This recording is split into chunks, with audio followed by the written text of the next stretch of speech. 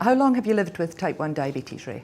Right, I've lived with type 1 diabetes for 25 years, which was a considerable length of time, so I was in my early 30s when I developed it.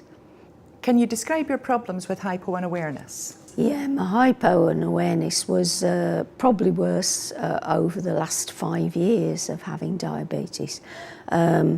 It was quite devastating because although it started and it wasn't too bad, it gradually got worse, and it was really to the point where I would be unconscious sometimes over that, and these were happening at various times, so it affected my family life, my social life, my working life, because obviously when somebody is aware and they're talking to you and then the next minute you can be totally unconscious, that was very worrying for both me and for the people that observe that. How did you hear about the opportunity for an islet cell transplant? The opportunity for having a islet cell transplant came about through my local consultant. I'd been with him for about 11 years and he'd heard about Professor Johnson's work with islet cell transplants, and he felt that I might be a suitable candidate for the programme, and he'd said that he would write to Professor Johnson to see if it was possible that I could be interviewed to see if there was any possibility of being a suitable candidate, because he felt that it would improve my life considerably. So that was how I had heard about it. When did you receive your first transplant and how was it carried out? My first transplant was in February of 2010, and that was done at the Churchill Hospital. I had got a lot of trepidation about whether it would actually achieve the aim of me getting back my hypo unawareness.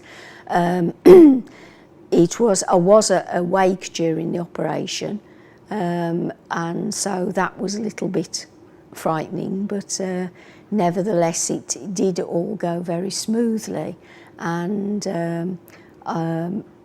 so you know, it certainly wasn't as bad as I'd expected it to be, and so I was looking forward to it with great hope, but certainly some trepidation. How long did it take for the infusion to start working? The infusion started working by the second week after I'd actually had the transplant. I didn't have any hypos while I was actually in hospital, so it was difficult to test that, although my insulin requirements were halved by the time at the end of the first week of insulin, so obviously that had been a positive. But in terms of hypo awareness, they were back within the second week of me having the islet cell transplant. So that was a very quick response to obviously the transplant. So I felt very, very positive about the fact that it had achieved or started to achieve what the aims of it were.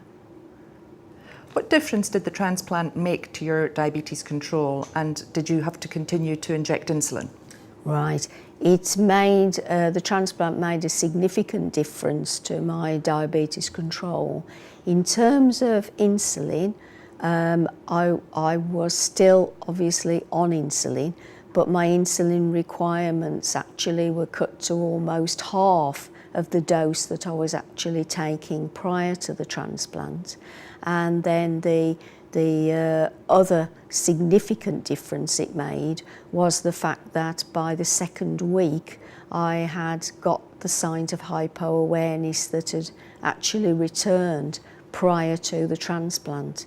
So that was a very positive, and for me certainly a very hopeful response to the transplant, and obviously gave me some very hard evidence and proof that the transplant was beginning to work.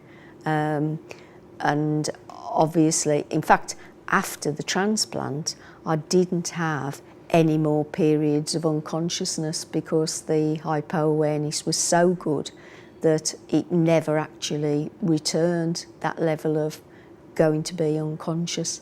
So it was totally almost what I would describe as a transformation in terms of my diabetes control. And obviously, because I was on significantly lower doses of insulin, it made a difference overall to my diabetes control as well. Have you had any subsequent infusions? Yes. I received in October of the same year, so that was in 2010, a second transplant. And the main reason I think for that was that my understanding is that most recipients do have 2, sometimes 3 infusions, and it was felt that it would significantly even further give me more improvement. And so that was carried out in the October of the same year, and subsequently, as a result of that second transfusion, I actually came off insulin within 2 months of that, and have remained insulin free for the last 7 years. So that was an even better than expected result from the transplant. Are there any side effects of an islet cell transplant? Yes, there are side effects to the transplant, and these were pointed out to me prior to me receiving the transplant. So they were very, very open and honest at Oxford about some of the side effects that I would experience from this. Mainly, these were to do with taking immune suppression so that the transplant wouldn't reject. And so I was put on immune suppression just prior to the actual infusion taking place, and then after the transplant I've taken immune suppression every day since that. Unfortunately, one of the side effects has been that last year I did develop kidney failure.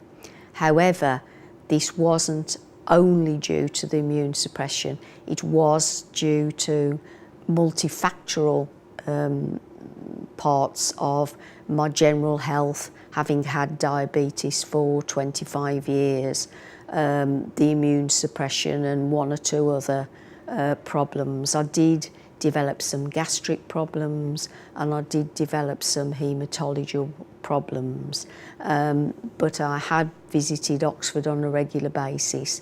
Most of these problems have been addressed and are constantly under review, and I am actually on dialysis for my kidney failure now. But as I said, that was probably the most significant of the side effects of it. But as I said, it wasn't just totally down to the transplant. So what difference has the transplant made to you over the last 7 years? The transplant's made a huge difference. As I said, I would have said it's been a transformation over the 7 years in the way that I've been able to live my life in all aspects, both in, as I said, family life, social life, friends, also the way that it's affected all of them, because previous to that transplant I think everybody was quite worried about whether I was going to be unconscious or not. Now they're quite happy. I've been able to drive again after the transplant, so I got my licence back. In actual fact, there are too numerous things to even mention. I couldn't really have wished for any better outcome than receiving. I just feel very fortunate and very lucky to have been given the chance to have had this treatment. My only hope is that others can share in this, and it can be worked on where in the future maybe the immune suppression doesn't need to be given to make things even better. But yes, it's made a huge difference. and I would definitely go through it again if I had to. Highly recommend it.